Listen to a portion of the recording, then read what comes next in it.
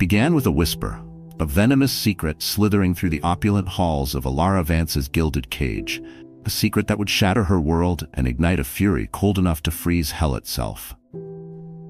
Have you ever felt that? That moment when the air crackles and you just know something is terribly wrong, even before the words hit you? Elara lived a life most only dreamed of, the cherished heiress to the sterling fortune, pregnant with her first child, and married to the devastatingly charismatic Julian Thorne, CEO of Sterling Enterprises. Their sprawling villa, perched above the glittering expanse of Aurelia Bay, was a testament to their seemingly perfect union, a palace of glass and light, filled with whispered promises and shared laughter. Or so she thought. Julian.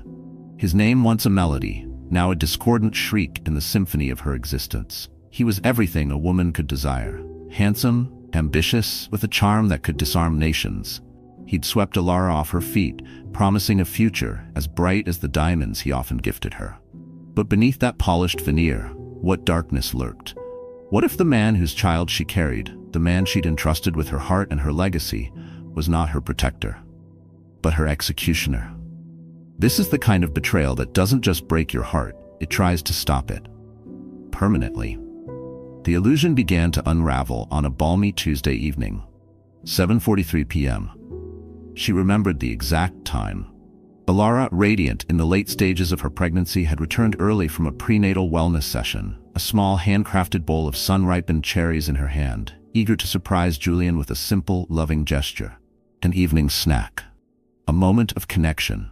How terribly naive. As she padded barefoot through the cool marble corridors of their sprawling villa, a sound drifted from the master suite. Julian's voice. Not the warm, affectionate tone he usually reserved for her, but a low, conspiratorial murmur. Business, perhaps? A late-night deal? But something in that hushed cadence, a sliver of ice in the usually warm timber, made her pause, her blood turning to frost. "Yes, I've handled it," Julian murmured, his voice a low growl like a caged animal about to strike. Elara pressed herself against the ornate doorway, heart hammering against her ribs. Tonight's the night. She'll never see it coming. A little push is all it takes. A little push. The bowls slipped from Elara's trembling fingers. Cherries, crimson and plump, scattered across the pristine white Italian marble, their dark juice bleeding outwards, staining the perfect surface like tiny accusing wounds. One split open, its pulp exposed, a grotesque mimicry of a life brutally interrupted. Her pulse thundered in her ears, a frantic drumbeat against the sudden, suffocating silence that his words had created. She strained to listen, every nerve ending screaming. Was this real? Could this possibly be real? "She signed everything over last week," Julian continued, his voice now laced with a smug, chilling satisfaction that twisted Elara's insides. "The will, the sterling assets, the offshore accounts, it's all mine now, or ours." A soft, feminine laugh, tinkling and cruel, joined his. Livia Chen, Julian's ambitious, serpentine vice president. His mistress. The woman who was meant to be her colleague, even a friend. The shattered illusion was complete.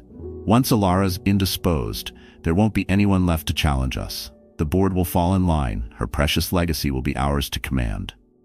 Her heart didn't just break, it atomized. Each beat an echo of disbelief, a hammer blow against the crumbling edifice of her life. This wasn't just about greed, was it? This was a calculated, cold-blooded cruelty, a betrayal so profound it defied comprehension. The man speaking so casually about ending her life, their child's life, was the very man who had vowed to protect her, to cherish her, under a canopy of star-dusted promises. What do you do when the love of your life becomes your would-be murderer? Do you scream? Do you beg? Or do you plan? Elara didn't cry. Not then. The shock was too deep, the horror too vast for mere tears. Instead, a glacial calm descended, an eerie stillness that belied the tempest raging within. She retreated, a shadow flitting through the opulent halls that now felt like a mausoleum of her dead dreams. Her bare feet made no sound on the polished floors as she navigated her way to her private office, a sanctuary her father had designed, a room filled with his wisdom and his love. And there, tucked away in a discreet, unassuming yellow folder, almost forgotten in the whirlwind of her blissful marriage and impending motherhood, lay her salvation. A secret. A contingency. Copies of every document Julian thought had secured his treacherous victory. Documents her late father, a man far more astute than Julian could ever comprehend, had his formidable legal team ensure were complicated, layered with fail-safes, reversible under specific, extreme circumstances. Circumstances like, say, a demonstrable plot against her life. Julian, in his arrogance, hadn't known. He hadn't bothered to look beyond the surface, blinded by his avarice and his contempt for what he perceived as her naivety. He thought she was merely a pawn in his grand game. He was about to find out Elara Vance was playing chess, and she was the damn queen. What hidden clauses, what legal masterstrokes, had her father put in place, knowing, perhaps, that true monsters often wear the most charming masks? If you were in Elara's shoes with the world crashing down, what would be your first move? Would you crumble, or would you find that hidden reserve of strength you never knew you possessed? The cherries stained the marble like a prophecy of the blood that would be spilled, not hers, but theirs. Her world had crumbled, but from the ruins, a phoenix was stirring. What desperate measures would a woman pushed to the absolute limit take to survive, and more importantly, to conquer? How does one simply vanish from a yacht in the dead of night, with her would-be murderers believing their heinous task complete? The echoes of her supposed demise had barely faded when Julian Thorne and Livia Chen began to rewrite Elara Vance's legacy with their own greedy hands. But the ink of their lies was about to be met with an invisible hand, guiding a pen dipped in pure, cold vengeance. To them, she was gone. A tragic headline. A whisper of a woman swallowed by the unforgiving sea. A footnote in the grand narrative of Julian Thorne's ascent. But what they didn't know, what no one could have possibly fathomed, was that Elara was more alive than ever, a phantom orchestrating her return from the watery depths of their treachery. How does one cheat death when it's delivered by the hand of the one you love most? How do you turn the tables when the game is so horrifically rigged against you? For Elara, the answer lay in the cold, hard calculus of survival, and the first crucial move was vanishing. Utterly. The night of the accident at Aurelia Bay Marina was a masterpiece of controlled chaos, a performance worthy of an Oscar. Julian had played his part, the concerned husband, the charming host. Livia, the ever-attentive colleague. Elara, beneath her serene smile and flowing Callista Rain's midnight blue gown, was a tempest of controlled fury. Concealed beneath the expensive silk was not just a life jacket, a simple, almost laughably analog precaution, but a will of iron. Julian knew nothing of the life jacket, a detail Elara had meticulously arranged, just as he knew nothing of the steel core that now resided where her heart once beat so trustingly for him. "To us, Julian," he'd toasted, champagne flutes clinking, his eyes already gleaming with a possessive, predatory light as he helped her aboard the Siren, their magnificent, ridiculously named luxury yacht. "And to our future." The unspoken words hung heavy in the salty air. His future, built upon her ashes. Elara had smiled sweetly, a mask of serene acceptance, though bile churned in her stomach. The crew? Dismissed earlier. Perfect. Just them. Alone. The endless expanse of the ink-black water, mirroring the star-dusted sky, was their chosen stage. "Julian," she'd begun, her voice a soft caress against the rhythmic lapping of waves against the hull. "Do you ever think about how fragile life is? How easily things or people can vanish?" A flicker of something in his eyes. Unease? Or just impatience? He'd stiffened, his grip on her waist, initially possessive, now feeling like a vice. "What are you saying, darling?" "Nothing," she'd laughed lightly, a breathy, almost girlish sound. "Just thinking aloud." Liar. She was thinking about the compact, waterproof distress beacon tucked into the life jacket, about the silent, dark-clad figure of Reese, her late father's former head of security, and now her staunchest ally, waiting in a cloaked speedboat just beyond the marina's glittering lights. Reese. A man of few words but unshakable loyalty, a man who owed her father his life, and now was repaying that debt to his daughter. His call to Elara earlier was brief, confirming the rescue team, just him really, was in place. "No lights, no sound, Miss Vance. Dark clothes. Wait for my signal. Are you absolutely sure about this?" His voice, usually so stoic, had been laced with a rare thread of concern. "For now, Riss," she'd replied, her own voice a cool counterpoint to his. "But Julian thinks he's orchestrating a tragedy tonight. Let's give him exactly what he expects, until we don't." The audacity of it all. Can you imagine the sheer nerve? Then came the moment she'd been steeling herself for, the question dripping with a grotesque feigned tenderness. "Do you trust me, Elara?" She'd met his gaze, her own carefully unreadable, a placid lake masking a maelstrom. "With my life, Julian?" Oh, the irony. It was almost enough to make her laugh for real. And then the shove. Ruthless, efficient. His hands, the same hands that had once caressed her, now brutal weapons, propelling her backward towards the churning black water. For a split second, as the cold air rushed past and gravity took its inexorable hold, time itself seemed to freeze. The glittering lights of Aurelia Bay tilted crazily. Then, the icy shock of the water, a brutal baptism. But underneath the surface, Elara was eerily calm. The life jacket, a marvel of slimline technology, buoyed her upwards, but she fought its pull, staying submerged, counting 1 Mississippi, 2 Mississippi. Above, she could hear Julian's frantic footsteps, his muffled curses, a performance no doubt for any unseen audience, or perhaps a sliver of genuine panic that his golden goose had sunk too quickly. "Elara! Elara! Where are you?" His voice, a theatrical blend of horror and despair. 30 seconds, 60. Then, a soft kick, propelling herself towards the prearranged rendezvous point, a dark shadow against the slightly less dark water. Strong arms, Rissa's arms, hauled her aboard the idling speedboat, its engine a barely perceptible thrum. "You're safe, Elara," he whispered, his voice rough with emotion. Safe. What an alien concept. She glanced back at the siren, its silhouette a rapidly fading monument to betrayal. "Let him think he won, Reese," she said, her voice a sliver of ice, no longer the gentle heiress, but someone new, someone forged in treachery's fire. "Because this game, it's far, far from over. Have you ever been pushed so far that you discovered a version of yourself you never knew existed? A harder, colder, more calculating you?" That was Elara now.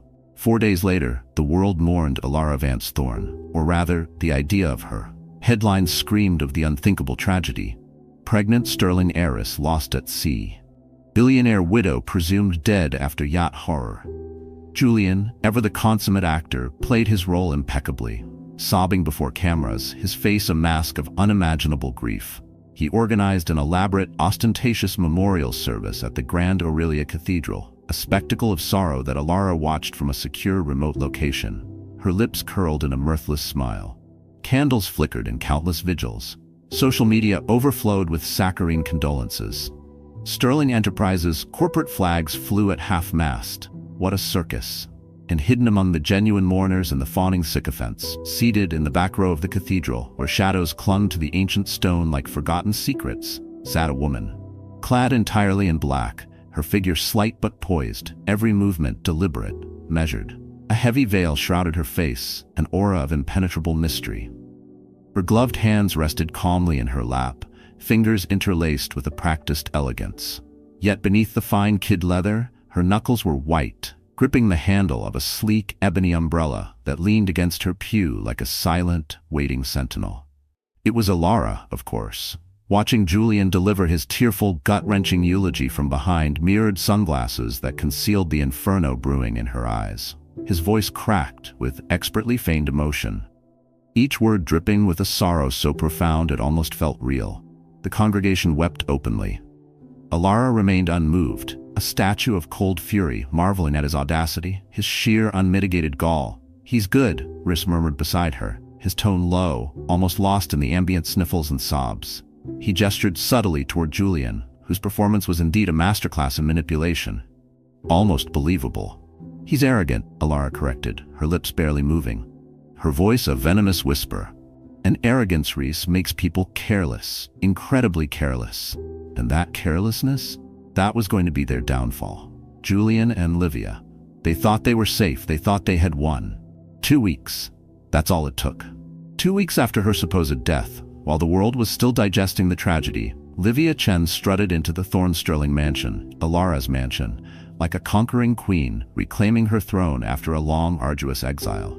The grand double doors, carved from ancient oak, swung open at her command, creaking faintly as if in protest of her sacrilegious intrusion. Livia, naturally, paid them no mind. Her stiletto heels, impossibly sharp, clicked a rhythmic, arrogant tattoo against the polished marble floors, the sound echoing through the cavernous, suddenly cold halls. She moved with purposeful, predatory strides, an air of entitlement so palpable it could choke the oxygen from the room. She draped herself in Elara's belongings. Her silk robes, her heirloom jewelry, even her signature ombre de l'aube perfume, which now hung heavy and cloying in the air, a ghostly, corrupted reminder of what had been stolen. Every item Livia touched felt tainted, sullied by her audacious, grasping hands. The household staff, loyal to Elara's memory, seethed silently, their resentment a simmering volcano just below the surface, powerless for now to stop her as she claimed dominion over every inch of the estate that was, by right and by blood, Elara's. But they weren't the only ones watching. Oh no. Far from it.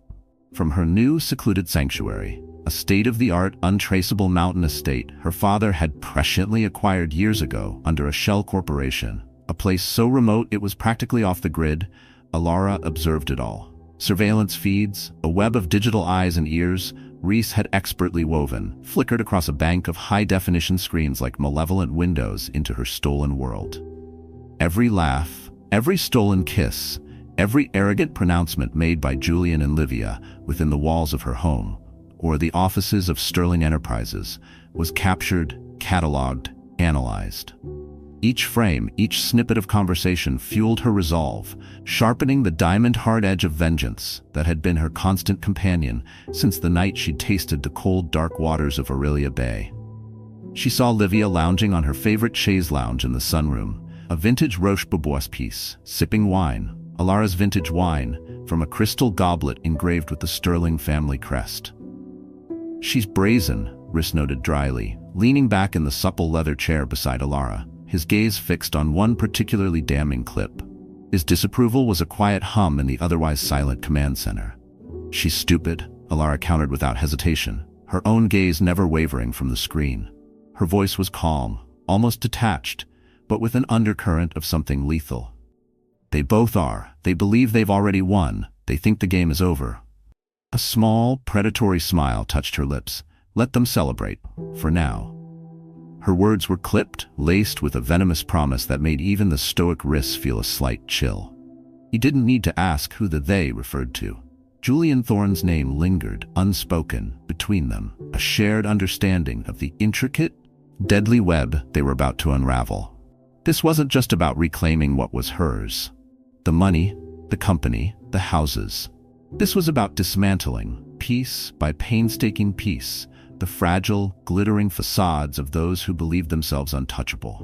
It was about justice, cold and precise. And as she watched Livia carelessly twirl a strand of pearls that had once belonged to Elara's grandmother, a gift on her wedding day, she allowed herself that small, predatory smile again. Patience, she reminded herself, her fingers drumming softly on the cool metal of the console. Revenge, true revenge, is a dish best savored, slowly, very slowly. They danced on her grave, unaware that the ghost they'd created was watching their every move, every stolen jewel, every smug smile. But how does one fight an enemy who believes you're dead? What subtle moves could Elara make from the shadows to remind them that some secrets refuse to stay buried, and some women refuse to stay broken? While Julian Thorne and Livia Chen were haunted by whispers and shadows, Elara Vance knew that psychological torment alone wouldn't dismantle their ill-gotten empire. No, she needed a key, a lever from within the very walls Julian now controlled at Sterling Enterprises. A photograph here, a cryptic note there, crumbs of terror scattered in their path. Elara wasn't just watching anymore. She was playing, turning their stolen paradise into a gilded cage of their own making, each seemingly harmless message a subtle, deliberate tightening of the noose. Can you even imagine the level of cold calculation that requires? To transform from a grieving widow-to-be into a puppeteer, pulling invisible strings of paranoia? The first real shot across the bow came not with a bang, but with a simple, unassuming package. Livia, draped in Elara's favorite cashmere robe, the Nerve, was lounging in the living room of the Thorne Sterling mansion, idly flipping through avant-garde design catalogs, already mentally redecorating Elara's legacy into her own vulgar vision. Champagne flute balanced precariously, of course. When the doorbell chimed, she barely glanced up, assuming it was yet another delivery of some exorbitant trinket she'd ordered on Julian's rapidly expanding credit line. Or perhaps flowers from some sycophantic admirer eager to curry favor with the new mistress of the sterling domain. A liveried staff member, one of the few remaining from Elara's time, his face an impassive mask hiding seething contempt, appeared moments later. He carried a small, plain brown paper parcel. No return address. Just Livia's name, scrolled elegantly across the front in a looping cursive that seemed almost too refined, familiar. Livia, ever the opportunist, tore into it without much thought, expecting something frivolous. Jewelry, perhaps? Designer samples catering to her insatiable expensive tastes? But as she unfolded the wrapping, her breath hitched, sharply, like a fishhook in her throat. Inside lay a single, slightly frayed Polaroid photograph. It depicted her and Julian aboard the Siren. On that fateful night, the night Elara had supposedly perished in the unforgiving black waters of Aurelia Bay. They were laughing in the image, their faces illuminated by the soft romantic glow of the yacht's string lights, champagne glasses raised in a triumphant, silent toast, completely oblivious to the hidden camera that had captured their callous betrayal. Livia's fingers, usually so steady as she signed million-dollar contracts or dismissed underlings, trembled violently. She turned the photograph over, a sickening dread pooling in her stomach like molten lead. Written neatly on the back, in ink so precise it might have been typed by a machine, were 5 chilling words: "Guilt stains deeper than salt water." She dropped the photo as if it had burned her skin, recoiling instinctively, a choked gasp escaping her perfectly painted lips. For a horrifying moment, the opulent room, with its priceless antiques and panoramic views of the bay, spun around her. The luxurious surroundings suddenly felt suffocating, claustrophobic, as if the very walls were closing in, silent, judging witnesses to her crime. Panic, raw and primal, clawed at her chest, rising swiftly until it choked off any semblance of her usual icy composure. "Julian!" she screamed, her voice a raw, terrified shriek that sliced through the quiet hum of the mansion like shattered glass. "What would you do if a ghost from your past sent such a pointed, terrifying message? Would you confess? Or would you double down on the lie?" Footsteps thundered down the grand staircase seconds later. Julian appeared in the doorway, his bespoke silk shirt half-buttoned, his usually handsome face etched with a mixture of concern and irritation at having his evening activities interrupted. What in God's name happened?" he demanded, striding toward her quickly, his tone urgent. She shoved the Polaroid toward him, her hand shaking so badly the photograph fluttered like a captured moth before landing, face up, on the antique coffee table between them. Julian froze. His expression morphed from confusion to outright alarm, then to a dark, dangerous fury as he stared at the image. His jaw clenched so tightly, a muscle pulsed in his cheek. He picked it up gingerly, turning it over to read the cryptic, damning message. This wasn't taken by anyone we know," Livia stammered, tears of pure terror now welling in her eyes, threatening to ruin her meticulously applied makeup. "Who could have done this? Who knows about that night?" Julian didn't answer immediately. His mind, usually so quick, so devious, was racing, trying to piece together how anyone could have witnessed their actions aboard the Siren, let alone documented them with such horrifying precision.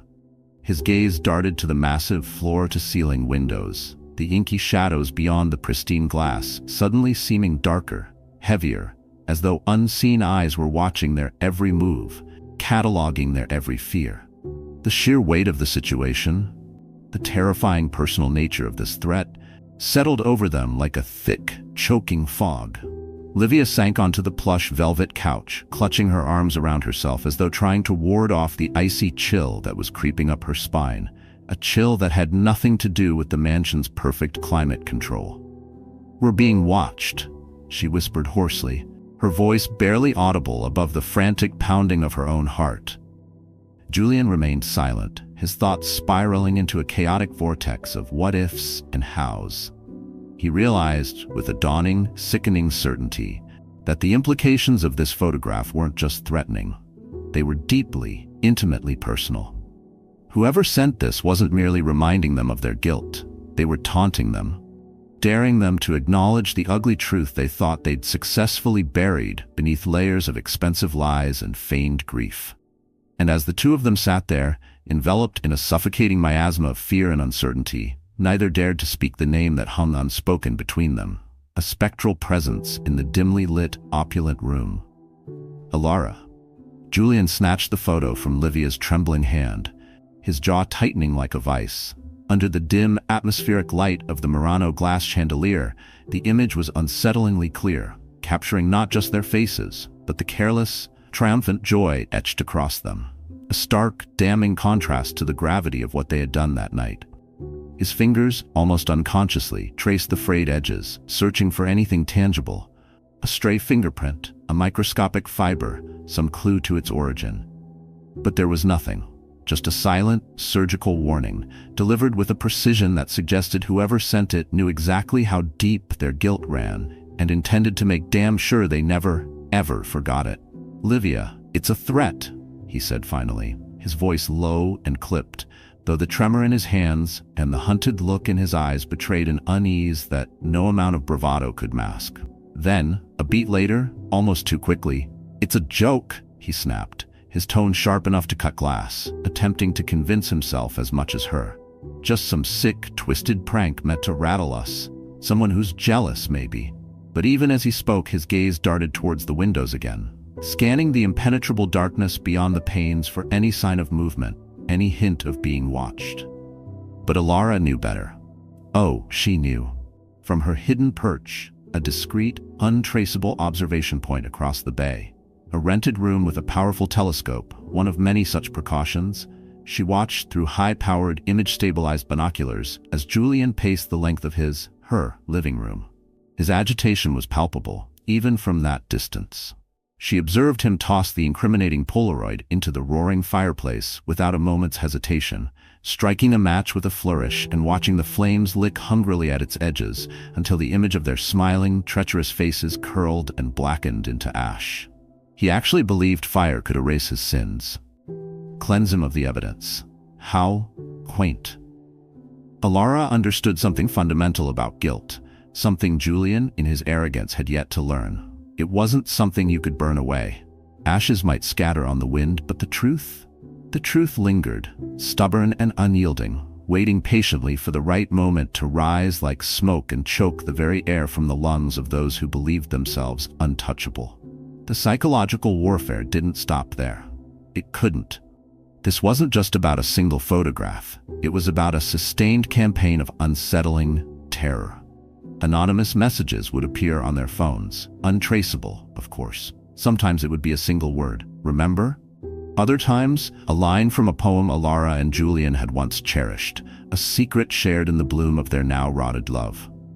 One particularly effective message sent directly to Julian's private encrypted device during a high-stakes Sterling Enterprises board meeting contained a grainy, zoomed-in image of him and Livia in a compromising position in his office, with a simple caption, "The walls have eyes, Julian, and ears." How did Elara get that photo? That was a secret she and Riss would take to their graves. The point was, Julian's paranoia began to eat him alive. He started suspecting everyone, his staff, his board members, even Livia. The trust between the two villains, already a fragile thing built on shared criminality and ambition, began to fray. Arguments became more frequent, their hushed, angry whispers often captured by Elara's discreetly placed listening devices. Livia, for her part, was a fascinating study in unraveling. Was it guilt that gnawed at her, or just the primal fear of being caught and losing the luxurious life she'd murdered for? Elara suspected the latter.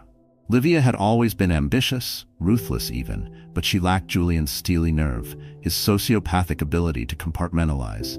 She started drinking more. Her public appearances became more strained, her smiles more brittle. She'd jump at sudden noises, her eyes constantly darting around, searching for the unseen threat that Elara had so expertly conjured. One evening, a single perfect white rose, Elara's favorite, a flower Julian used to fill their home with, was found on Livia's pillow. No note, just the rose. Livia's scream had apparently been heard 3 blocks away. Publicly, Julian Thorne was the epitome of a powerful, grieving widower, helming Sterling Enterprises with a firm hand, his beautiful, capable vice president, Livia Chen, always by his side. They projected an image of strength, of resilience in the face of tragedy. Privately, however, their stolen life was becoming a living hell, a constant, nerve-shredding dance on the edge of exposure. Elara watched them, a silent, unseen conductor, orchestrating their descent into madness with the chilling precision of a master. She was turning their stolen paradise, their blood-soaked kingdom, into a gilded cage of their own terrified making. Each harmless message, each inexplicable occurrence, was another twist of the knife, another tightening of the invisible noose. The question wasn't if they would break, but when. And what would happen when they finally did? They were jumpy, irritable, sleeping with one eye open, but still, they clung to their stolen empire, their blood-money throne. Elara had them dancing like marionettes, their strings pulled by a ghost they couldn't see, couldn't prove, but could most definitely feel. But could she sustain this war of nerves alone? Or would she need an ally on the inside, someone within the hallowed, corrupt halls of Sterling Enterprises who remembered the true meaning of loyalty in a world seemingly populated only by vipers and sharks? With an ally now secured within Sterling Enterprises and the antagonists, Julian Thorne and Livia Chen, increasingly rattled by her psychological warfare, the time was ripe for Elara Vance to unearth the legal blunder, the fatal miscalculation, that would prove to be Julian's ultimate Achilles heel.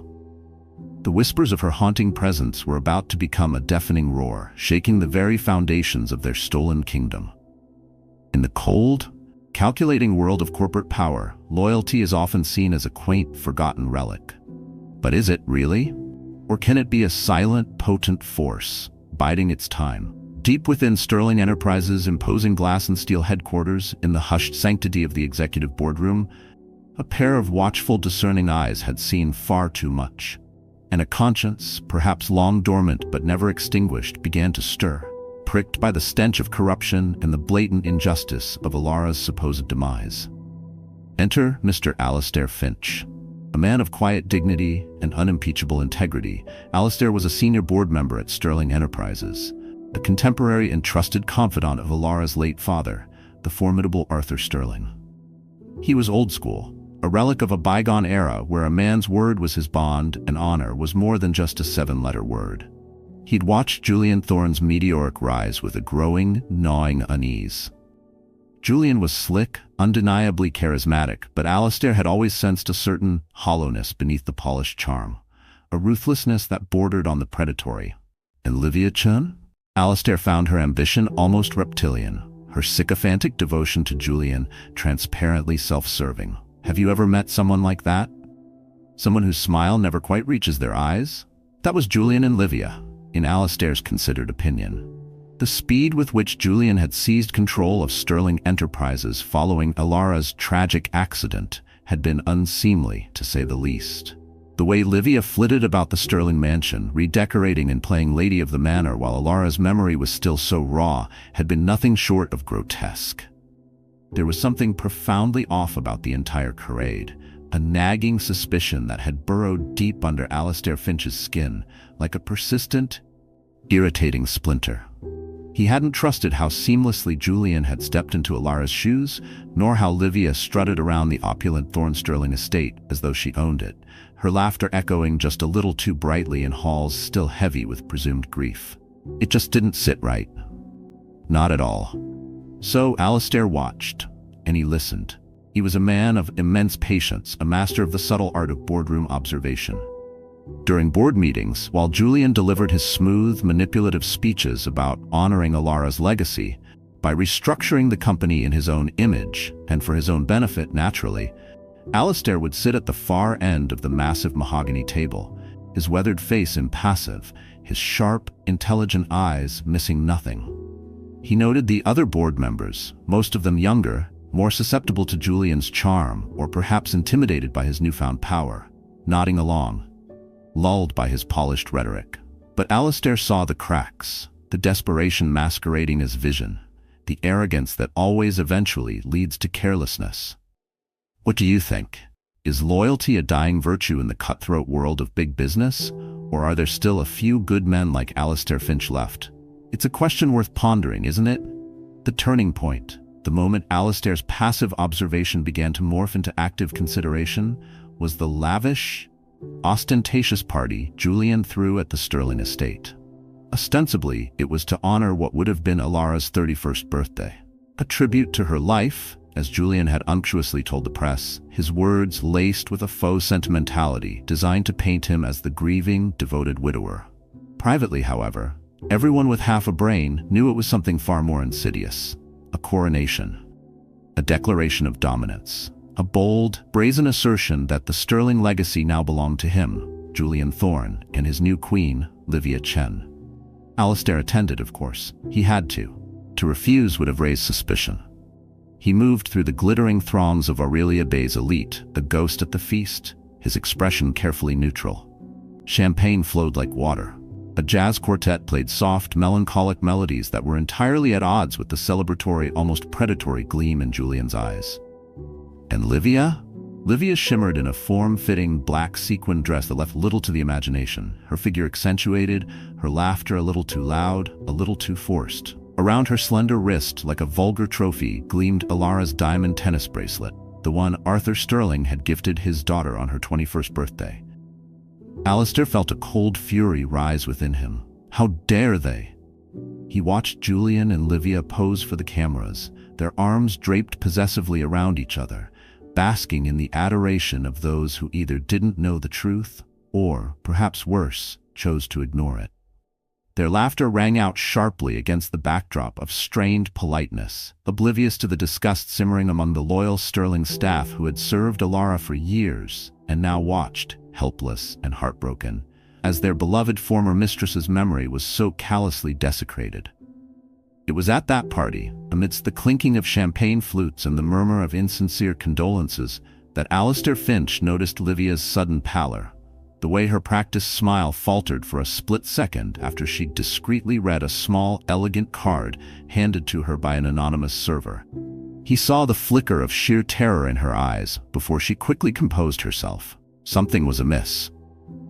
The air crackled with an unspoken tension.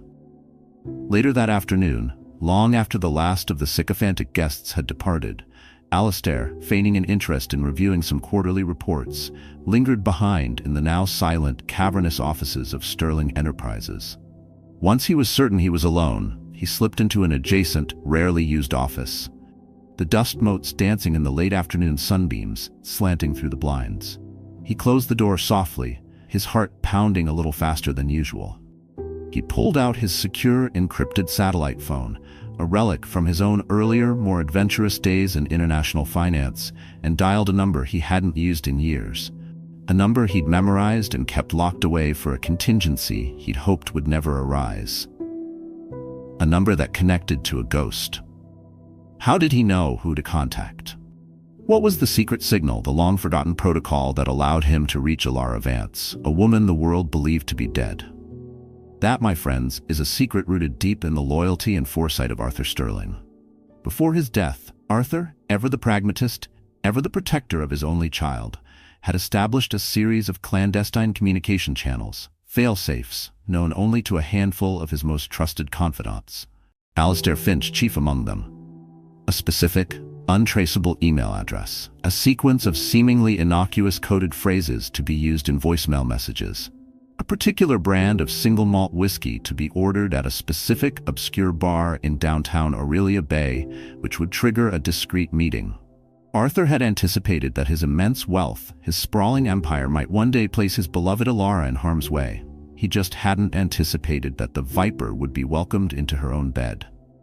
"She's alive, isn't she?" Alistair whispered into the receiver, his voice hoarse with a mixture of disbelief and dawning, incredible hope. The silence on the other end was brief, but charged with an electric tension. "Yes, Alistair, I am." Elara's voice, unmistakably hers, steady, unwavering, carrying the weight of a certainty that only someone who had stared into the abyss and walked away could possibly possess. Her tone left no room for doubt. This wasn't a plea or a request. It was a statement of fact, a declaration of war. "And Alistair," she continued, a new, steely resolve in her voice that he'd never heard before, "I need your help." Alistair Finch exhaled slowly, his breath shaky as decades of loyalty to the Sterling name, to Arthur's memory, and to the young woman he'd watched grow up, surged within him. It mingled with an almost overwhelming sense of relief, quickly followed by a fierce, righteous trepidation. For months, he'd wondered if Julian Thorne's ascent was legitimate, if Elara's disappearance was truly the tragic accident the world had been led to believe. Now, hearing her voice, the same calm, intelligent authority that had earned his profound respect years ago, he felt a flicker of hope ignite alongside a burning determination to help set things right, to restore the rightful queen to her throne. "Whatever you need, Elara," he said firmly, his own voice steadying as resolve replaced uncertainty, the old warrior spirit stirring within him. "Whatever it takes, just say the word." The alliance was forged.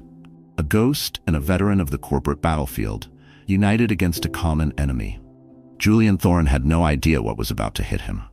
Do you believe that old loyalties can still hold power in a modern world obsessed with an instant gratification and fleeting allegiances? Alistair Finch certainly did, and Elara Vance was counting on it. The chessboard was set, and Elara finally had a powerful, unexpected ally, a kingmaker, moving silently within the enemy's camp. But as the glitter and charade of Julian's self-congratulatory party faded into the annals of Aurelia Bay's sordid social history, a far more tangible, far more damning piece of evidence was about to surface. A forgotten document, a legal serpent coiled in the dusty archives of sterling family trusts, holding the key to Julian Thorne's spectacular and richly deserved downfall. What ancient legal safeguard, what brilliantly conceived contractual trap laid by her father was about to be sprung? The chessboard was set, and Elara Vance finally had a powerful, unexpected ally, a kingmaker, moving silently within the enemy's camp, right inside Sterling Enterprises. But as the glitter and charade of Julian Thorne's self-congratulatory party, a grotesque mockery of Elara's memory, faded into the annals of Aurelia Bay's sordid social history, a far more tangible, far more damning piece of evidence was about to surface. Think about it. He thought he was untouchable, a king crowned in his stolen castle, armored by Elara's supposed death. But Julian, in his breathtaking arrogance, had made one fatal error, underestimating not just the woman he'd tried to extinguish, but the unbreakable ironclad chains of her father's meticulously crafted legacy. A legacy etched in indelible ink and irrevocably sealed by the full force of corporate law. You just know this is going to be good, right? If you think the Polaroid was a shocker, buckle up, because what's coming next will blow your mind. Hidden away in her father's old study, a room untouched since his passing, its rich mahogany shelves lined with leather-bound legal tomes and dusty, forgotten ledgers, Elara, with Reese by her side and Alistair Finch, now a vital conduit of information from within Sterling Enterprises, began to meticulously dissect every single legal and financial transaction Julian had authorized since her death. This wasn't just about revenge anymore, not entirely. It was about justice. Cold, hard, irrefutable justice. Her fingers, nimble and surprisingly steady, flew across the encrypted keyboard of her high-spec laptop, pulling up document after document from the secure servers Reese had established. Bank records detailing a labyrinth of suspicious transfers. Corporate emails outlining audacious plans that skated dangerously close to ethical and legal boundaries. And then, the jackpot. Offshore accounts, cleverly disguised under layers of shell companies, a financial sleight of hand designed to siphon Sterling assets into Julian's personal coffers. His hubris, once a subtle, insidious undercurrent, had clearly grown into a tidal wave of recklessness. Drunk on power, emboldened by the illusion of his own invincibility and Elara's permanent absence, he had become sloppy. How many powerful men have been brought down by that same deadly cocktail of arrogance and greed? It's a tale as old as time, isn't it? He'd begun routing substantial funds to personal accounts, repositioning valuable assets to consolidate his control. And, this was almost laughable in its brazenness, even installing Livia Chen as a highly paid strategic consultant on the Sterling Enterprises payroll, siphoning off a ludicrous salary for her companionship. It was more than enough. More than Elara needed to dismantle everything he had so audaciously built on her presumed grave. But simply dismantling wasn't enough. Not for Elara. Not anymore. This was about reclaiming what was rightfully hers, her birthright, and ensuring that no one could ever threaten her or her legacy again. She leaned back in her father's worn leather chair, the scent of old books, and his favorite pipe tobacco a comforting, strengthening presence. Her gaze was fixed on the screen as lines of code, financial data, and damning legal jargon scrolled past. For a fleeting moment, she allowed herself to imagine the look on Julian's face when the foundation he thought was solid granite crumbled beneath him like sun-baked sand. When the empire he believed he owned, the one he'd killed for, turned out to be nothing more than an elaborate house of cards, waiting for one precisely aimed gust of wind to collapse it all. "Reese," she said, her voice a low, steady hum in the quiet of the study, "what's the update with the estate lawyers? The ones Mr. Finch recommended?" Reese, who had been leaning casually against a towering bookshelf, his arms crossed, straightened slightly. "They're still combing through your father's primary trust, Elara. It's intricate. Your father didn't exactly leave things in neat little boxes. He was a brilliant man, but he loved complexity, especially when it came to protecting his assets, and you. And the provisional control Julian has over the sterling assets?" Elara pressed, her eyes still scanning a particularly damning wire transfer to a numbered account in the Cayman Islands. "Strictly temporary, pending the final probate and the official board vote on permanent CEO status," Reese confirmed. "Once the full audit wraps up, and Alistair is ensuring that audit is thorough, the board votes. If you don't resurface before then." "He gets it all," Elara finished for him, her voice devoid of emotion. The screen showed Livia, preening in a newly acquired diamond necklace, Elara's diamonds, popping a champagne-soaked strawberry into her mouth with an exaggerated flourish that made Elara's lip curl almost imperceptibly. "He gets it all," Rhys admitted, his voice flat. The silence that followed stretched, heavy with implications neither of them needed to vocalize. Elara exhaled slowly, a long, measured breath. Her shoulders, which had been tensed for weeks, relaxed infinitesimally as she leaned back further in her chair, her expression unreadable. "Then we'd better make sure he doesn't get the chance, hadn't we?" she said simply, her tone carrying the finality of a judge's gavel striking wood. It was Alistair Finch, bless his principled heart, who unearthed the true serpent in Julian's ill-gotten paradise. During one of his late-night reviews of archived Sterling family trust documents, a task Julian had contemptuously dismissed as dinosaur duty for the old guard, Alistair stumbled upon something extraordinary. A clause so deeply buried, so cleverly worded, it was a masterpiece of legal foresight. Arthur Sterling, it turned out, had indeed been playing chess on a level Julian couldn't even conceive of. "Elara," Alistair's voice crackled with suppressed excitement over their secure communication line a few days later. "I think I've found it. The silver bullet. Your father. My God, he was a genius." He then proceeded to explain. Deep within the convoluted, almost unreadable text of the primary Sterling family trust, a document running to several hundred pages, was a specific, non-negotiable stipulation. Let's call it Clause 17b, subsection alpha. This clause, almost poetic in its brutal simplicity, stated that in the event of demonstrable foul play against the primary beneficiary, Elara, or any irrefutable evidence of gross fiduciary misconduct by the acting trustee or CEO before their permanent instatement, all assets, every last penny, every stock certificate, every property deed, every shred of influence tied to the Sterling name, would immediately and irrevocably revert to a secondary emergency founding trust. A trust controlled by a panel of 3 long-standing, fiercely loyal, and utterly incorruptible trustees, one of whom was Alistair Finch himself. But here's the kicker, the part that made Elara's breath catch in her throat. The activation of Clause 17b didn't just freeze assets. Oh no. It automatically triggered an immediate full emergency board review of the acting CEO's conduct.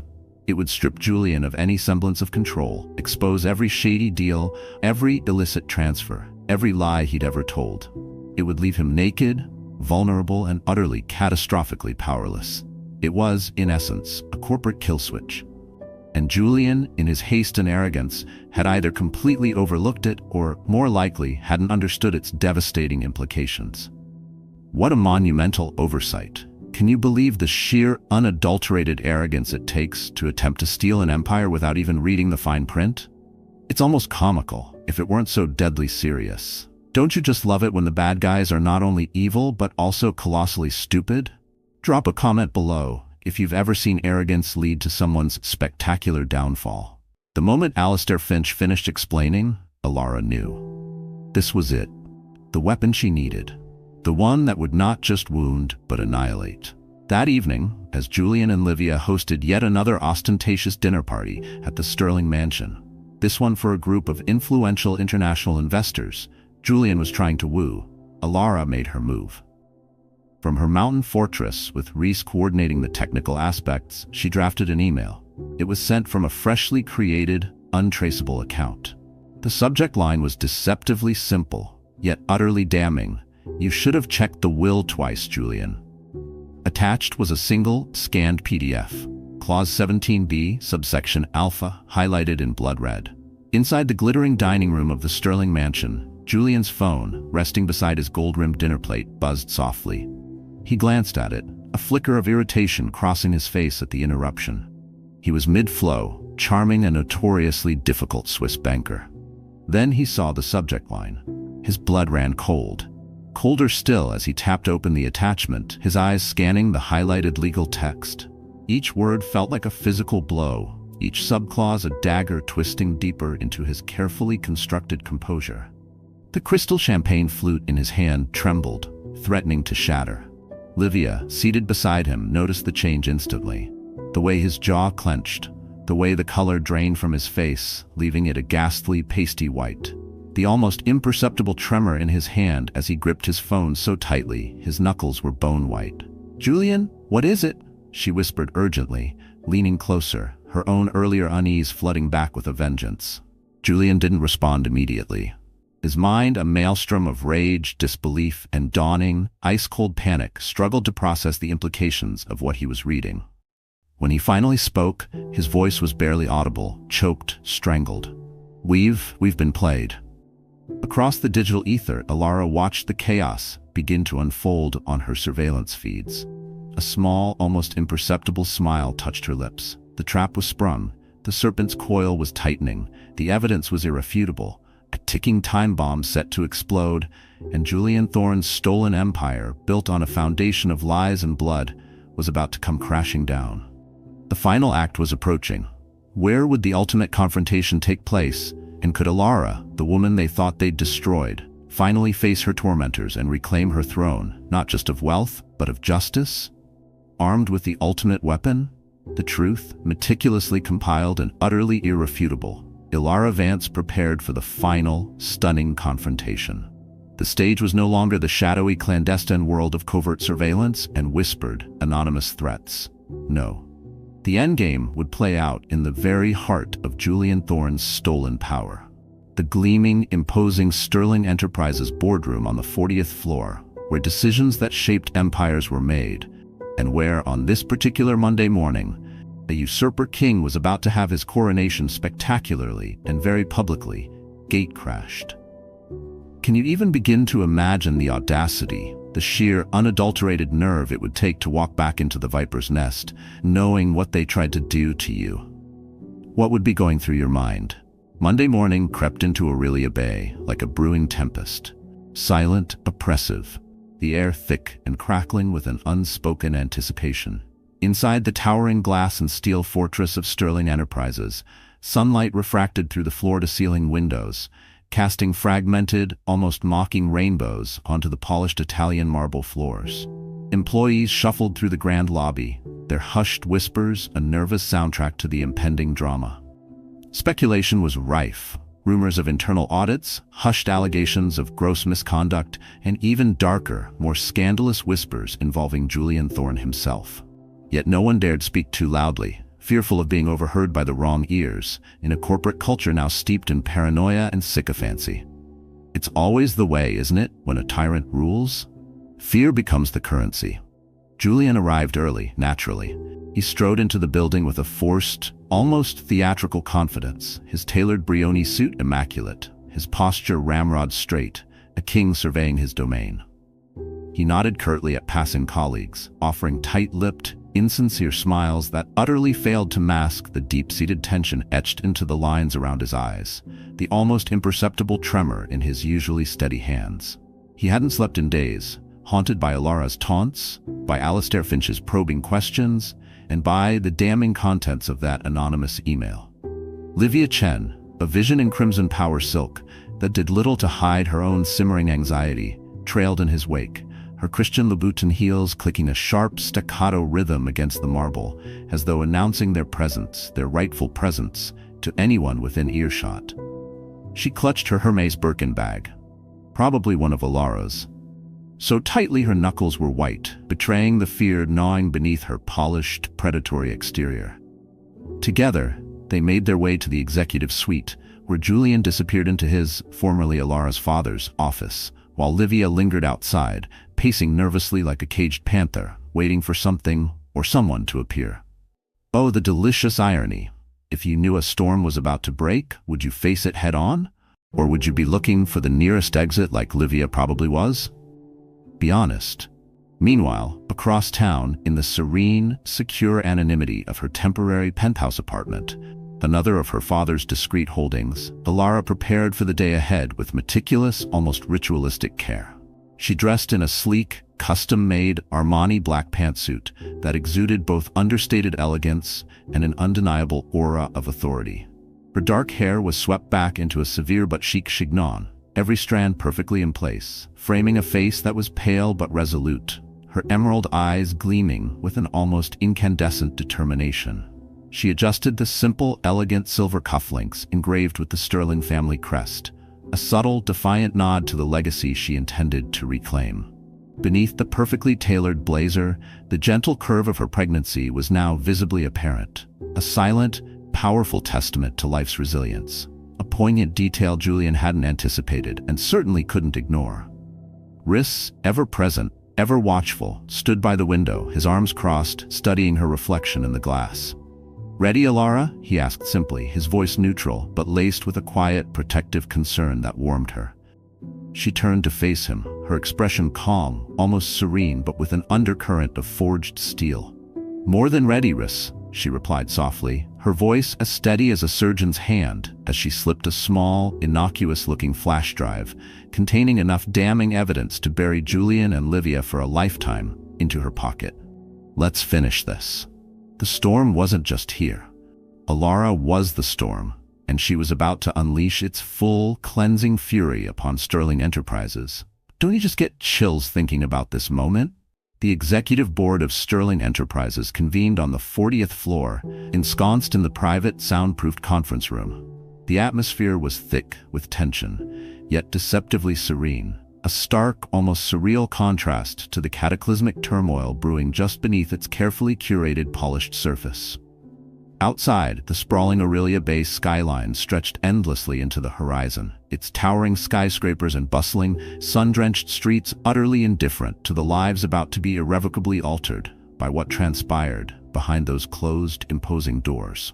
Julian stood at the head of the massive, antique rosewood table, his posture rigid but trying for poised, exuding an air of manufactured confidence that barely masked the inferno of fear and rage raging inside him.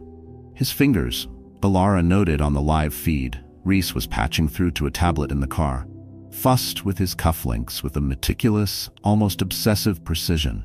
Each tiny movement a desperate attempt to assert control over something, anything, tangible amidst the chaos threatening to consume him. His voice, when he began to speak, was smooth, almost hypnotic, a carefully rehearsed performance honed over years of practice, designed to charm, to persuade, to disarm even the most skeptical listener. If you didn't know better, if you hadn't seen the faint, almost invisible tremor in his hands, or the dark, bruised circles under his eyes, you'd never guess he was a man on the absolute brink. "Gentlemen," he began, his gaze sweeping the room, pausing with a courteous, deferential nod toward Dame Harriet Thornton, the new name for Harriet Bell, the company's formidable general counsel and a senior trustee, and Dame Harriet, under our leadership, he corrected himself, a subtle, oily nod towards Livia, who sat near him, attempting a supportive smile that looked more like a grimace. Sterling Enterprises has weathered unimaginable turmoil and profound uncertainty. Now is not the time for upheaval. It is the moment to move forward, with strength, with clarity, with a unified vision for the future. His words, so full of self-importance and utter deceit, hung in the air, heavy with implication, as though daring anyone to challenge the false narrative he had so painstakingly, so treacherously constructed. A polite, almost hesitant smattering of applause followed, the sound muted, almost apologetic, reverberating faintly against the walls lined with dark mahogany paneling and adorned with tasteful, ridiculously expensive abstract art. It was just enough to fill the silence, but not nearly enough to dispel the palpable unease that clung to the room like a shroud. Alistair Finch, seated at the opposite end of the table, exchanged a weighted, almost imperceptible glance with Dame Harriet. She remained silent, her expression a masterclass in judicial neutrality, but there was a flicker of something in her sharp, intelligent gaze, a subtle intensity that hinted at the explosive knowledge she now carried and the pivotal role she was about to play. She leaned back slightly in her high-backed leather chair, her manicured fingers steepled thoughtfully as she studied Julian with an almost clinical detachment, weighing his every word, his every gesture, his every carefully constructed lie. Julian, sensing the intense scrutiny, shifted imperceptibly, his ingratiating smile faltering just for a nanosecond before snapping back into place like a well-oiled, utterly false mechanism. "I asked this board," Julian declared, his voice now carrying an air of finality, as though the decision had already been made, the outcome preordained, and all that remained was a mere formality, to confirm my appointment as Chief Executive Officer of Sterling Enterprises. Immediately, as my late beloved wife Elara, whose vision guides us still, would undoubtedly have wanted. The words, so blasphemous, so utterly twisted, hung in the air like a poised gavel, heavy with manipulation and breathtaking hypocrisy. He glanced around the room, trying to meet the eyes of each board member individually, desperately willing them to believe the elaborate lie he had woven. For one heart-stopping moment, it seemed to work. The chairman, a portly, easily swayed man named Bartholomew Covington, cleared his throat softly, signaling the impending vote. "Let us proceed, then," Chairman Covington announced, his voice steady but tinged with the faintest, almost imperceptible hint of hesitation, as though even he sensed the gravity, the wrongness of the moment. "All in favor of Mr. Thorne's permanent appointment." One by one, hands began to rise, slowly, cautiously, yet steadily. Julian's breath hitched audibly, though he quickly masked it with a shallow, nervous cough, his gaze darting anxiously between the raised hands and the remaining board members whose votes he so desperately needed. 5 votes already. Just one more, and victory. The culmination of months of scheming, of lying, of murdering would be his. He allowed himself a fleeting, almost orgasmic moment of triumph, imagining the absolute power that would soon flow through his veins like liquid gold. Then came the click. The unmistakable, sharp, sudden sound of the boardroom door opening, slicing through the tension-filled silence like a guillotine blade. Every head in the room turned, in unison, drawn instinctively, electromagnetically, toward the source of the utterly unexpected interruption. And there she stood, Elara Vance Thorne, alive, radiant, impossibly, magnificently present. Her very presence, her sheer, indomitable force of will, filled the room instantly, commanding absolute attention not with theatrics, but with the quiet, devastating power of truth. She was, quite simply, breathtaking. Time itself seemed to freeze. The board members, to a man and woman, collectively held their breath, stunned into a shocked, disbelieving silence by the apparition before them. A hush so profound fell over the room it was as if a velvet curtain had dropped mid-scene, muffling the entire world outside, leaving only the palpable, suffocating weight of their collective disbelief. Julian's face. Oh, his face. It went bone white, the color draining from his cheeks as though someone had pulled a hidden plug inside him, siphoning away every last drop of his carefully constructed composure, his arrogant self-assurance. His lips parted slightly, forming her name in a hoarse, strangled whisper that barely reached the ears of Livia, who sat beside him, now looking as though she might actually physically faint. Elara? It wasn't a question. It wasn't an accusation. It was a confession. Raw, unguarded, utterly terrified, exposing the primal fear that had always lurked just beneath his polished, predatory exterior. One of the older board members, a man named McIntyre, gasped audibly, a sound that shattered the brittle, suffocating quiet like a pane of glass breaking. Chairs creaked as people shifted uncomfortably in their expensive leather seats, unsure whether to stand, to speak, or simply to stare, dumbfounded. Elara moved forward, slowly, deliberately. Her heels, elegant but practical Manolos, clicked softly, almost menacingly, against the polished marble floor with each measured step, a rhythm as steady and unyielding as the iron resolve etched into her beautiful, determined features. She paused just inside the doorway, allowing the full, cataclysmic weight of her entrance, her resurrection, to settle fully upon the stunned occupants of the room before she spoke. When she finally did, her voice was calm, meticulously measured, and laced with a quiet, almost regal authority, a stark, chilling contrast to the silent chaos swirling within the room. "Good morning, gentlemen," she began, her tone polite yet firm, carrying the same innate professionalism, the same effortless command she had always embodied during her tragically brief time at Sterling Enterprises. She offered a small, deliberate nod, acknowledging the board members as equals, while simultaneously undeniably asserting her absolute dominance. Her gaze swept across their stunned faces, lingering for a fraction of a second longer on Alistair Finch, who gave her the slightest, almost imperceptible nod of acknowledgement and support. Then her eyes found Julian and Livia. Pinning them with a look so potent, so filled with cold, righteous fury, they both visibly flinched.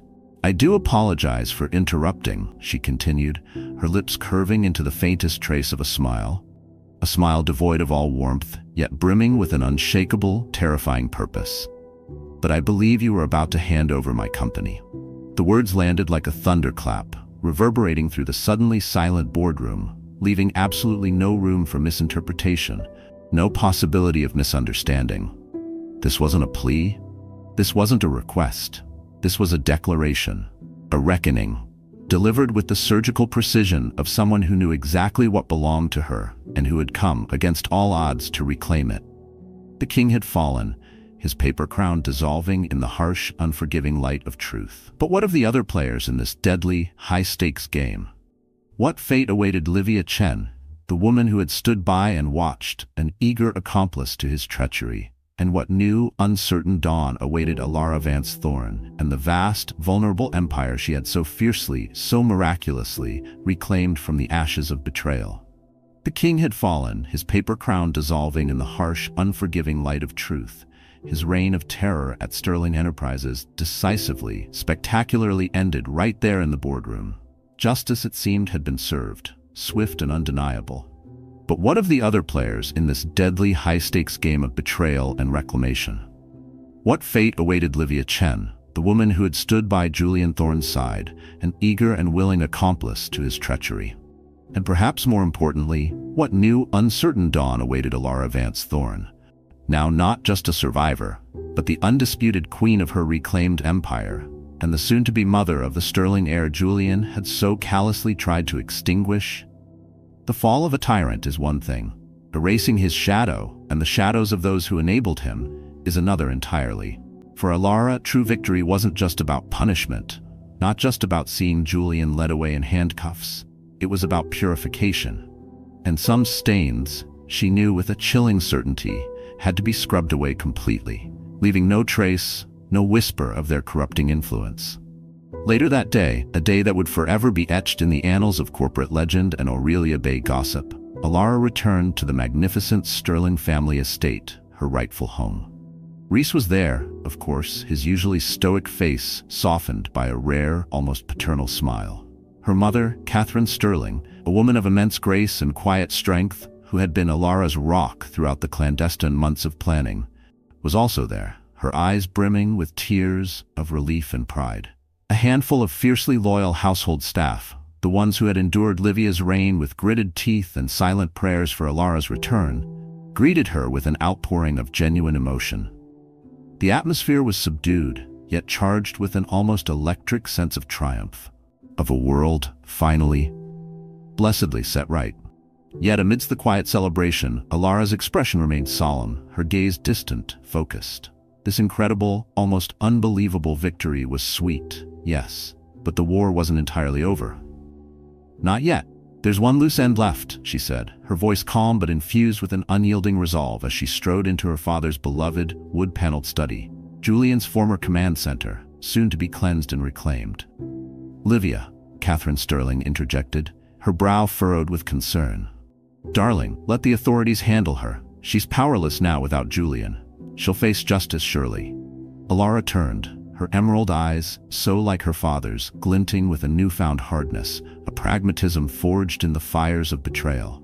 Mother, she was never powerless. She was the enabler, the whisper in his ear, the shadow behind his ambition, fueling his greed, validating his cruelty. She reveled in it. Elara paused, the memory of Livia draped in her stolen jewels, her stolen life, flashing before her eyes. "I don't want her punished by the courts, dragged through a messy, black public trial that will only prolong the circus. I want her gone, erased, a non-entity, as if she never existed in my world." Some might call it ruthless. Elara called it closure, a necessary sanitation. Don't you think there are times when the legal system, for all its merits, just doesn't offer the kind of definitive, clean slate justice one craves? What would you have done with Livia? Let me know in the comments. I'm genuinely curious. Without another word, Elara picked up the antique Bakelite telephone on her father's massive oak desk, a direct, untappable line, and dialed a private, secure number. Reese, ever discreet, simply nodded. He understood. This wasn't about vengeance anymore. This was about legacy, and protecting it at all costs. That evening, as the Aurelia Bay sunset painted the sky in hues of bruised purple and blood orange, Livia Chen arrived back at the Sterling mansion, alone. The chauffeur Julian usually sent for her was, unsurprisingly, otherwise engaged, likely being interrogated by federal agents. She'd taken a cab, the indignity of it already a bitter pill. The staff, who had once greeted her with forced, icy civility, now regarded her with open, undisguised contempt. Their eyes followed her as she ascended the grand, sweeping staircase, her stiletto heels, the very same ones that had clicked so arrogantly across those marble floors just weeks before, now sounding a hesitant, almost funereal rhythm. She was hoping, perhaps, to salvage what little she could. Jewels, designer clothes, perhaps some incriminating documents she'd stashed away before her entire, carefully constructed world collapsed entirely. Poor Livia. Did she really think it would be that easy? But when she entered the master suite, the opulent chambers she had so brazenly claimed as her own, she froze. Her breath caught in her throat, a strangled gasp. The vast, sun-drenched room, once filled with Elara's exquisite taste and Livia's vulgar additions, was now barren. Stripped. No priceless antiques. No fret linens on the massive four-poster bed. No walk-in closets overflowing with haute couture dresses and an obscene collection of designer shoes. No jewel-encrusted trinkets scattered across the vanity. Everything, every trace of her occupancy, every stolen luxury had been meticulously, almost surgically, removed, folded, boxed, vanished. On the center of the vast, empty expanse of the Aubusson carpet, where the bed once stood, lay a single, stark white, heavy vellum card. On it, in the same elegant, looping cursive that had adorned the parcel with the Polaroid, were three chillingly simple words: leave. Now, go. No cameras this time, no dramatic pronouncements, just go. The final, dismissive banishment. Livia spun around, her heart hammering, a wild, terrified animal trapped in her chest, only to find Reese standing silently in the doorway, his imposing figure flanked by two equally impassive, grim-faced security guards, men whose loyalty was clearly and exclusively to Elara Vance Thorne. His expression was unreadable, his eyes like chips of obsidian. "Your vehicle is waiting outside, Miss Chen," he said, his voice even, devoid of all emotion, yet carrying an undeniable weight of finality. "You have precisely 10 minutes to vacate the premises. I suggest you use them wisely." You can't do this," Livia shrieked, her voice trembling, cracking with a mixture of rage and pure, unadulterated terror. "I lived here. I was with Julian." Her carefully constructed facade of icy sophistication was crumbling, revealing the grasping, desperate creature beneath. Reese's lips curled into the faintest, almost imperceptible sneer. "You were with a man who attempted to murder his pregnant wife for power and money, Miss Chen. A man who is currently residing in a federal detention center, contemplating a future that involves neither silk sheets nor champagne." He took a step into the room, his presence utterly commanding. "This house, this estate, everything you see and everything you no longer see belongs to Elara Vance Thorne. And now, Miss Chen, it is time for you to leave." Each word was a precisely placed hammer blow. Livia's lips quivered, her eyes darting around the empty room like a trapped animal, searching for an escape route that simply didn't exist. She's not even pressing charges against me? The police. No, Reese said, his voice firm, unyielding. Elara doesn't need to put you on trial, Miss Chen. She doesn't need the courts to validate her victory or to mete out your punishment. He paused, letting the full weight of his next words sink in. She's already won, and you are simply irrelevant, a footnote, erased. This, Elara knew, was a fate far worse than prison for a woman like Livia Chen, a woman whose entire existence was predicated on being seen, on being admired, on wielding borrowed power. To be rendered irrelevant? That was the ultimate crushing defeat. It's a chilling kind of justice, isn't it? Some might argue it's too lenient. Others might say it's perfectly, poetically, psychologically devastating. What's your take? As Livia Chen's borrowed limousine, a final, contemptuous courtesy arranged by Reese, rolled slowly down the long, winding driveway of the Sterling estate, she glanced back one last time. The magnificent mansion, her castle of dreams, loomed behind her, silent and grand, its windows dark and unforgiving in every room she had once so arrogantly occupied. She had spent years scheming, manipulating, helping Julian Thorne dismantle Elara Vance's life, piece by treacherous piece. And now she was the one left with absolutely nothing, less than nothing. She was a ghost, banished to the oblivion of her own making. 3 months later, the world had watched, transfixed, as Julian Thorne's spectacular downfall unfolded in lurid, sensational headlines. Sterling CEO arrested in shocking yacht murder plot. Heiress Elara Vance returns from the dead to reclaim billion-dollar empire. Pregnant billionaire outsmarts husband and mistress in ruthless betrayal twist. The media frenzy had been relentless, a feeding frenzy of speculation, condemnation, and grudging admiration for Elara's resilience and cunning. Julian Thorne, after a swift and brutal trial where Elara's meticulously gathered evidence left no room for doubt, was sentenced to 18 years in a maximum security federal penitentiary without the possibility of parole. Attempted murder, aggravated fraud, conspiracy. The list went on. His empire of lies had crumbled to dust. Investors in Sterling Enterprises had initially fled in panic, sending the company's stock plummeting. But under Elara's calm, decisive, and newly reinstated leadership, confidence was quickly restored. The stock soared.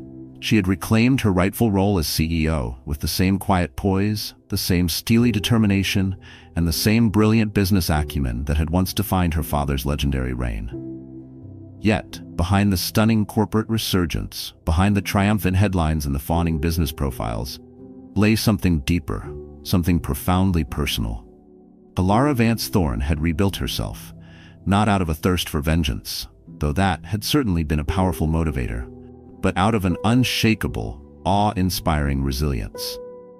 Inside the grand boardroom of Sterling Enterprises, the very room where her resurrection had played out, Elara addressed her executive team, her board of directors, now significantly purged of Julian's sycophants and thoroughly vetted by Alistair Finch, and her senior employees for the first time since her official return.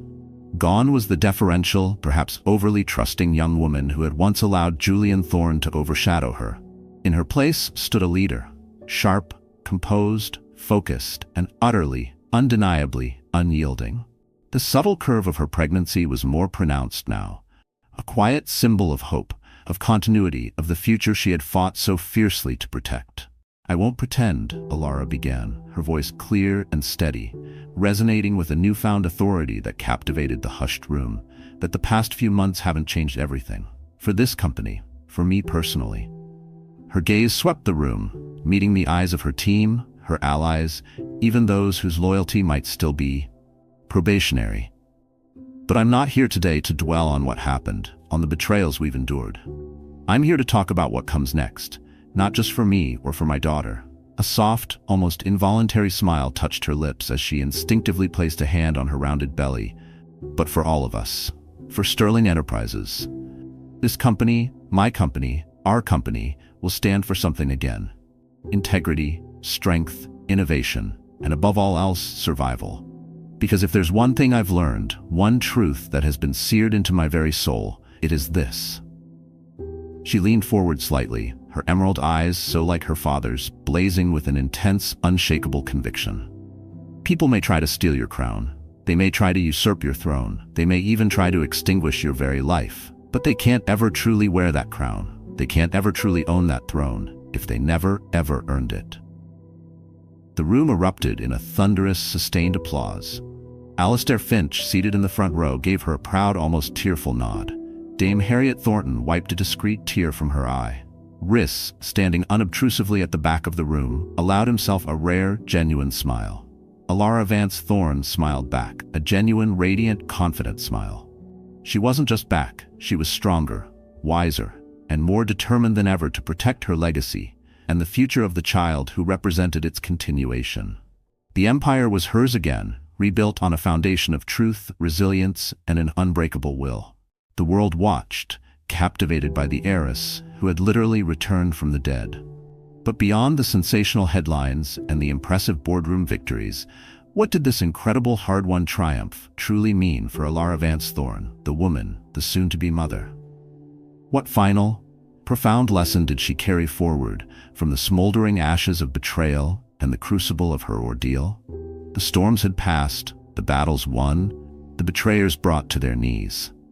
In the quiet, dignified strength of her reclaimed life, Elara Vance Thorne found a peace that transcended mere vengeance, a serenity born from the crucible of unimaginable loss and the forging of an unbreakable will.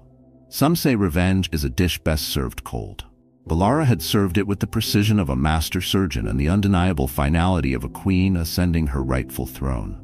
But what she truly discovered in the smoldering ashes of her old life wasn't just the bitter satisfaction of retribution, but something far more profound, far more precious.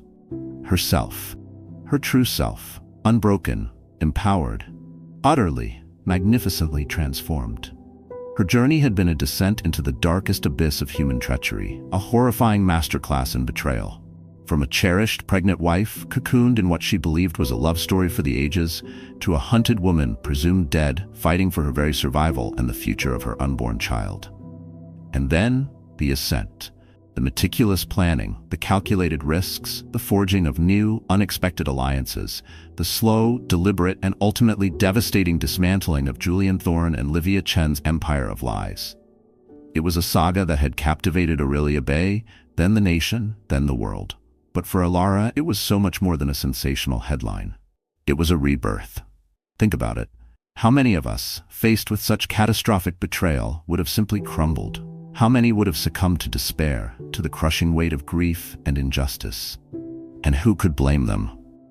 But Elara Vance Thorne, heiress to the sterling legacy, a name synonymous with innovation, integrity, and an indomitable spirit, was cut from a different cloth. Her father, the legendary Arthur Sterling, had instilled in her not just a keen business acumen, but a profound understanding of human nature, its capacity for both great good and, as she had so devastatingly learned, for unimaginable evil.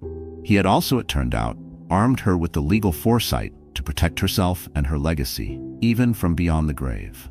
That intricate web of trusts and clauses, the fail-safes Julian had so arrogantly dismissed, had been Arthur's final gift to his daughter, a testament to his enduring love and his uncanny ability to see the vipers lurking in the most charming gardens. The symbolism was not lost on Elara. 3 months after that fateful boardroom showdown, 3 months after Julian's conviction for attempted murder, fraud, and a litany of other corporate crimes had been sealed, and Livia Chen had vanished into a well-deserved, Elara-orchestrated oblivion, she found herself standing at the sun-drenched Aurelia Bay Harbor, the very place where her nightmare had begun. The wind, fresh and salty, whipped through her dark, elegantly styled hair, and sunlight danced across the turquoise waves like scattered diamonds. But this time, she wasn't boarding the Siren as a trusting, naive victim, her heart full of love and her belly full of promise. No. This time, she was stepping onto her newly rechristened yacht, the Phoenix, as a survivor, a warrior, a queen. Placing a protective hand on her now beautifully rounded belly, she felt the strong, insistent kick of her daughter. Her daughter, a miracle, strong, healthy, alive. A constant, precious reminder that she had fought not just for herself, not just for her company, but for her child, for the sterling legacy, for the very future Julian had so callously, so cruelly tried to steal. The world had watched with bated breath as Julian Thorne's downfall unfolded in dramatic, screaming headlines. CEO from hell arrested in shocking yacht murder plot. Sterling heiress returns from the dead to reclaim billion-dollar empire. Pregnant billionaire badass outsmarts greedy husband and conniving mistress in ruthless betrayal twist. Okay, maybe that last one was a bit much, even for the tabloids, but you get the picture. Investors had initially fled Sterling Enterprises, naturally, sending the stock into a temporary, albeit terrifying, nosedive. But under Elara's steady hand, her clear vision, and her undeniable competence, qualities inherited directly from her father, confidence had been swiftly and decisively restored. The stock hadn't just recovered, it had soared to unprecedented heights. She had reclaimed her role as CEO with the same quiet poise, the same sharp intellect, and the same unwavering determination that had once defined Arthur Sterling's legendary reign. Yet, beneath the impressive corporate resurgence, behind the fawning magazine covers and the breathless financial reports, lay something deeper. Something profoundly personal and infinitely more important. Elara Vance Thorne had rebuilt herself, not from a place of seething vengeance, though, let's be honest, that had been a powerful initial motivator, and who could blame her, but from a place of profound resilience, of quiet strength, of an unshakable belief in the enduring power of integrity. Later that evening, after a long but exhilarating day at Sterling Enterprises, a day filled with decisive meetings, strategic planning, and the quiet satisfaction of being exactly where she was meant to be, Elara wandered alone through the grand, familiar halls of the Sterling estate. The twilight, soft and golden, bathed everything in a gentle, forgiving glow. She passed Julian's old study, now locked, his expensive, ill-gotten belongings boxed up and unceremoniously stored away in some forgotten warehouse, awaiting eventual, and probably very public, auction for charity. He had been sentenced, quite rightly, 18 long years in a federal penitentiary without the possibility of parole. A fitting end for a man who had tried to play God with her life, and with the legacy of a man whose shoes he could never ever hope to fill. Livia Chen vanished, completely, as if she'd never existed. And Elara had risen. Like the mythical bird for which her yacht was now named, she had risen from the ashes of betrayal, stronger, wiser, and more fiercely protective of what was hers than ever before. She found herself, as she often did these days, drawn to the nursery, the room she had been preparing upstairs, in the sunniest wing of the mansion. Soft, buttery yellows and gentle creams now adorned the walls, replacing the garish, Livia-chosen monstrosities that had briefly defiled the space. Whimsical, hand-painted murals of playful woodland creatures frolicked across one wall. Plush, ridiculously soft toys lined the built-in bookshelves.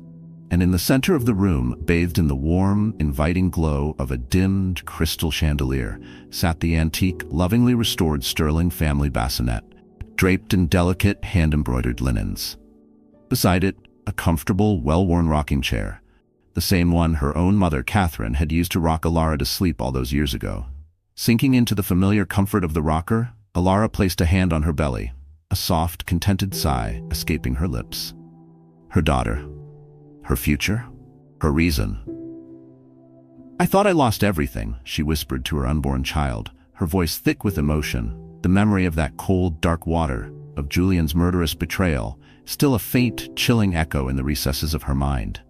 "I really, truly thought it was all over." She closed her eyes for a moment, allowing the peaceful silence of the nursery, the tangible promise of new life to envelop her. "But I was wrong, little one," she continued, her voice now stronger, imbued with a profound, hard-won wisdom. "So incredibly wrong. Losing everything, it turns out that's exactly how I found myself, my true self, the woman I was always meant to be." And with that, Elara Vance Thorne, once betrayed, once broken, once a ghost haunting the edges of her own life, slowly opened her eyes and smiled, a genuine, radiant, deeply peaceful smile.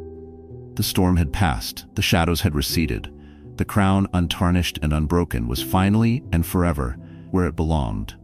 May her story, this incredible saga of resilience and reclamation, be a powerful, enduring reminder to every single one of us. Even in the face of unimaginable betrayal, even when the darkness seems all-consuming, the human spirit can not only endure, but it can rise.